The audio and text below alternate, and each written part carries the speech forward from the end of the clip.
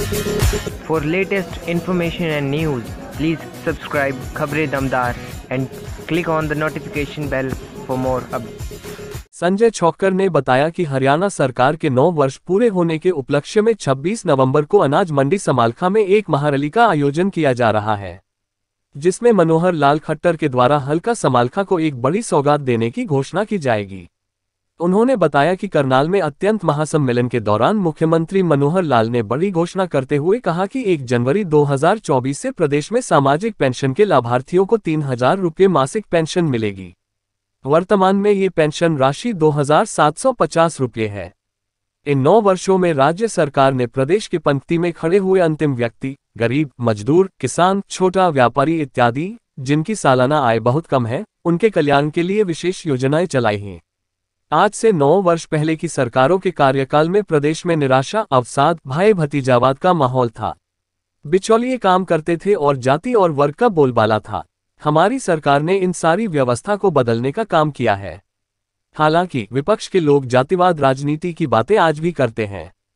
सब पार्टियां अलग अलग जातियों के उपमुख्यमंत्री बनाने की घोषणाएं कर रही हैं। उन्होंने कहा कि इस देश की आस्था हमारे लोकतंत्र में है, लेकिन ये पार्टियां उस लोकतंत्र की आस्था को बिगाड़ रही हैं।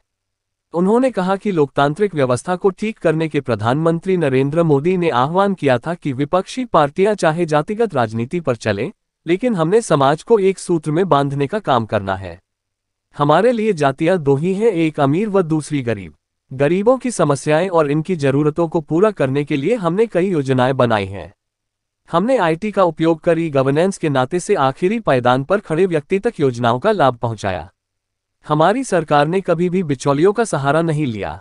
इतना ही नहीं, हमने जनता को दस्तावेज, दफ्तर और दरख्वास्त से निजात दिलाई। उन्होंने कहा कि हमारी सरकार ने समाज को स्वाभिमानी बनाने का काम किया। वर्ष 2014 में सरकार बनाते ही हमने हरियाणा एक हरियाणवी का नारा और दिया और उसी पर चलते हुए विभिन्न कार्य किए।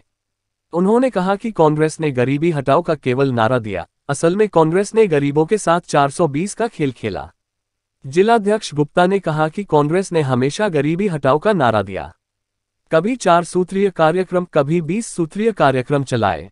असल में वे लोग गरीबों के साथ 420 का खेल खेलते रहे, लेकिन अब जनता उनके बहकावे में नहीं आएगी। उन्होंने कहा कि वर्ष 2014 से पहले के शासन में सरकार जनता को लूटती भी थी और कूटती भी थी, लेकिन हमने प्रदेश की लगभग 2.83 करोड़ लोगों को अपने परिवार का हिस्सा मानकर उनके कल्याण के लिए काम किया। हमने केंद्र व राज्य सरकार की सभी योजनाओं को लागू करने का काम किया। कॉस्ट बेस्ड राजनीति, करप्शन और क्राइम को हटाकर हमने प्रदेश से बुराई को खत्म करने का काम किया। मनोहर लाल की हमारी भाजपा सरकार ने 3C यानी कॉस्ट बेस्ड राजनीति, करप्शन और क्राइम को खत्म करने का काम किया। संजय छोक्कर।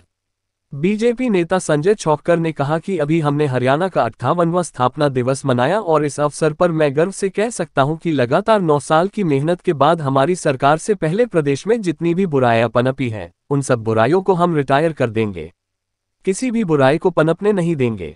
उन्होंने कहा कि वर्तमान राज्य सरकार ने 7S शिक्षा, स्वास्थ्य, सुरक्षा, स्वावलंबन, स्वाभिमान, सुशासन और सेवा पर काम किया है और आगे भी करेंगे। सरकारी खजाना गरीब जनता के लिए खुला है, पैसे की कोई कमी नहीं आने देंगे। जिला महामंत्री कृष्ण छोक्कर ने कहा कि हमारी सरकार ने गरीब परिवार के युवाओं को अतिरिक्त 5% अंक देने का निर्णय लिया है ताकि वे भी सरकारी नौकरी में आ सकें। मुझे खुशी है कि नौकरियों में 60-65% ऐसे ही परिवारों के युवा आ रहे हैं। पहले की सरकारों में पर्ची खर्ची चलती थी, लेकिन अब वो जमाना चला गया। अब नौकरी के लिए किसी को पैसा देने की जरूरत नहीं है। उन्होंने कहा कि केंद्र व राज्य सरकार की योजनाओं को मिलाकर प्रदेश के लगभग 1 करोड़ लोगों को लाभ मिला है। आज प्रेस कॉन्फ्रेंस की थी, क्या उद्देश्य? देखिए, आज की प्रेस कॉन्फ्रेंस का उद्देश्य था जो हमारी 26 नवंबर को आदरणीय मनोहर लाल खट्टर जी हमारे मुख्यमंत्री जी की रैली है, और उसी को लेके पहले भी तैयारी तो हमारी काफी दिनों से चल रही थी, लेकिन आज ऑफिशियली हमने जिलाध्यक्ष हमारी आई थी अर्चना गुप्ता जी, उनके सामने हमने रैली को अनाउंस किया। तो इसमें क्या क्या डिमांड रखी है? देखिए, हमारा जैसा आपने भी अभी बात करी कि पिछले 9 सालों में समालखा में कहीं ना कहीं छोटी मोटी कमी आ रही, उस तरीके से बात हम यहाँ का जनप्रतिनिधि भी उठा पाए या प्रोग्राम उस तरह नहीं हो पाए, जो कमी आ रही। हमने मुख्यमंत्री जी से बात करी कि समालखा को भी बराबर चीजें मिलनी चाहिए। उन्होंने कहा यार आप प्रोग्राम रखो, हम कोई दिक्कत नहीं है। तो हमने काफ़ी बड़ी चीज़ें लिस्टें बनाई हैं, गांव वाइज हमने सरपंचों से, जिला परिषद के मेंबर, ब्लॉक, सबसे हम काम की लिस्टें ले रहे हैं। तो अब देखते हैं, उनको कंपाइल करेंगे और फिर हम बात करेंगे मुख्यमंत्री जी से कि ये हमारी डिमांड है।